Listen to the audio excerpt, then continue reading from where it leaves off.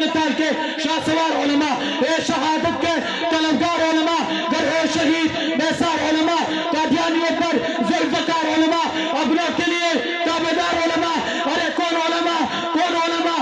وہ علماء کہ عاقبات کہے اور ڈٹ جائے، پھر چاہے سر کٹ جائے دشمن بھی پھر یہ کہہ دے وہ علماء، وہ علماء، وہ علماء زندہ باد۔ الحمد لله الذي بعث العلماء لرد الكفر وتشريح الإسلام، والصلاة والسلام على سيدنا محمد وآله وصحبه الكرام، أما بعد فأعوذ بالله من الشيطان الرجيم، بسم الله الرحمن الرحيم، إنما يخشى الله من عباده العلماء، وقال النبي صلى الله عليه وسلم العلماء ورثة الأنبياء، صدق الله العظيم۔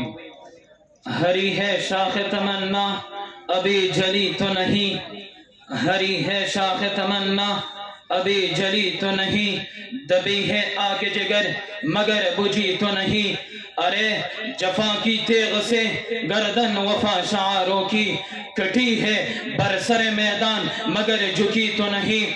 میرا واجب القدر علماء کرام، اساتذہ کرام اور دور دراز سے تشریف لائے ہوئے معزز مہمانان گرامی، السلام علیکم ورحمۃ اللہ وبرکاتہ۔ سامعین محترم، آج میں آپ حضرات کے سامنے جس موضوع کو ساتھ لے کر حاضر ہوا ہوں وہ ہے علماء دیوبند۔ سامعین محترم، ہم کو اس بات پہ شکر ادا کرنا چاہیے کہ الحمدللہ ہم دیوبندی ہے، ہمارے اساتذہ بھی دیوبندی ہے اور ہمارے اساتذہ کے اساتذہ بھی دیوبندی تھے، غرض ہمارے اکابر بھی دیوبندی تھے، اسی وجہ سے ہم بھی دیوبندی ہے، دیوبندی رہیں گے، اس لیے کہ ہمارے نسبت بھی ان علماء دیوبند کی طرف ہے۔ آپ کہو گے کہ علماء دیوبند نے کام کیا، میرے نبی نے دین کامل مکمل خدا سے لیا ہے، صحابہ کو دیا ہے، صحابہ کرام نے نبی سے کامل دین لیا ہے، امت میں پلایا ہے، امام ابو حنیفہ نے صحابہ سے لیا ہے تو لے کے امت کو دیا ہے۔ جب دین آگے آیا تو دنیا میں دو طبقے پیدا ہو گئے، ایک طبقے نے دین میں کمی کی ہے، ایک طبقے نے دین میں اضافہ کیا ہے۔ علماء دیوبند کھڑے ہو گئے، کمی والے کو بھی روک دیے ہیں، اضافے والے کو بھی روک دیے ہیں، کسی نے الہاد کے نام پہ دین میں مسئلے کم کیے ہیں، علماء دیوبند کھڑے ہو گئے، کم نہ ہونے دیے، کسی نے بدعات کے نام پہ دین میں مسئلے داخل کیے ہیں، علماء دیوبند کھڑے ہو گئے، داخل بھی نہیں کرنے دیے۔ ایک آ گیا کہ تراویح 20 نہیں 8 ہے، ادھر 12 نکالنا چاہیے تھا، دوسرا آ گیا کہ 20 تراویح 20 ضروری ہے، اجتماعی دعا 20 ضروری ہے، ان اجتماعی دعا کو ضروری ماننے نہیں دیا۔ ایک آ گیا کہ جس نے پگڑی کو اتار دیا، دوسرا آ گیا پگڑی پہ ضروری سبز رنگ کو چڑھا دیا۔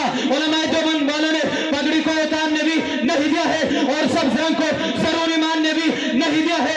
ایک آ گیا کہ جس نے 2 ہاتھ کا مسافہ چھوڑ دیا، دوسرا آ گیا 2 ہاتھ کے مسافے کے بعد پاؤں چاٹنے پہ امت کو لگا دیا ہے۔ علماء دیوبند والوں نے 2 ہاتھ کا مسافہ جھوٹ میں نہیں دیا ہے اور امت کو دوسروں کے پاؤں چاٹنے بھی نہیں دیا ہے، غرض نہ الہاد والے ہیں، نہ بدعات والے ہیں، اہل سنت والجماعت والے ہیں، نہ کمی برداشت کیا ہے نہ اضافہ برداشت کیا ہے۔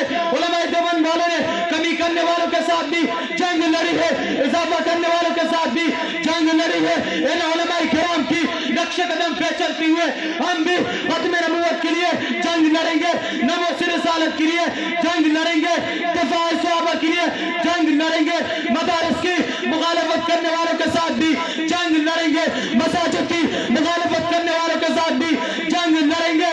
ہم اس وقت تک جنگ لڑیں گے جب تک ہم اپنے خلافت کا پرچم پورے دنیا میں نہ لہرائیں۔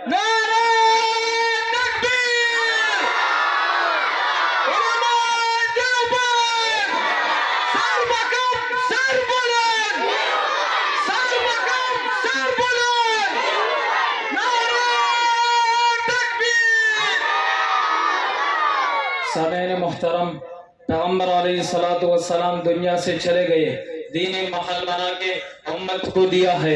ایک طبقہ آیا کہ جس نے اندر سے چوری کر کے نکالنا چاہا ہے، دوسرا طبقہ آیا کہ جس نے بدعات کا گند محل میں ڈالنا چاہا ہے۔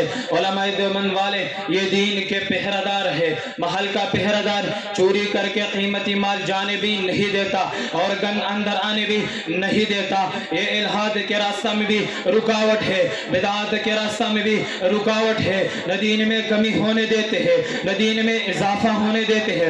علماء دیوبند والوں نے دین کو پاک صاف رکھا ہے، میرے نبی دین کو لانے والے ہیں، صحابہ کرام اسی دین کامل کو پلانے والے ہیں، امام ابو حنیفہ اسی دین کامل کو لکھوانے والے ہیں، اور علماء دیوبند آج کے دور میں بھی اسی دین کامل کو بچانے والے ہیں۔ توجہ کر، ان دیوبند والوں نے دین کے بارے میں کوئی محاذ خالی نہیں چھوڑا۔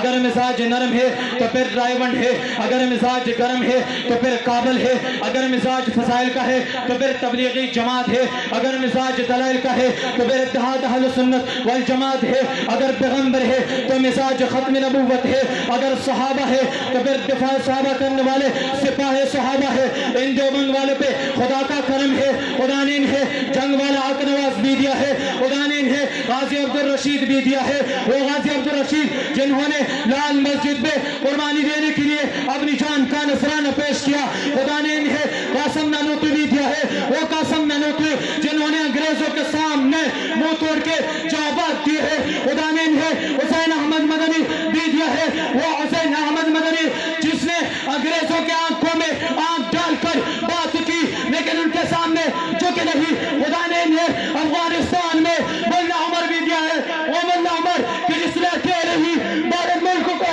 شکست دیا ہے اور پاکستان کی اسمبلی میں باطلوں کے سامنے حق کو حق کہنے والا مولانا فضل الرحمان بھی دیا ہے۔ یہ وہی علماء ہے جن کے دلوں میں کسی کا خوف نہیں ہے، اس لیے میرے رب خود ارشاد فرماتے ہیں انما یخشی اللہ من عبادہ العلماء۔ علماء حق صرف والدی حقیقت سے ڈرتے ہیں، یہ دنیا کی کسی بھی طاقت سے نہیں ڈرتے۔ علماء حق صرف رب کائنات سے ڈرتے ہیں، یہ دنیا کی کسی بھی باطل سے نہیں ڈرتے۔ تو اس لیے جان نے کیا خوب نقشہ کھینچا ہے، ظلم کے آگے ڈال علماء، حق کا کرے پرچار علماء، اے دین کی کشتی کے ملاح علماء، باطل سے دوچار علماء، انبیاء کے وارث تاجدار علماء، اے عابد وزائد پرہیزگار علماء، میدان قتال کے شاہ سوار علماء، اے شہادت کے طلبگار علماء، گرہ شہید بیسار علماء، قادیانیوں پر ذوالفقار علماء، ابنوں کے لیے تابعدار علماء۔ ارے کون علماء؟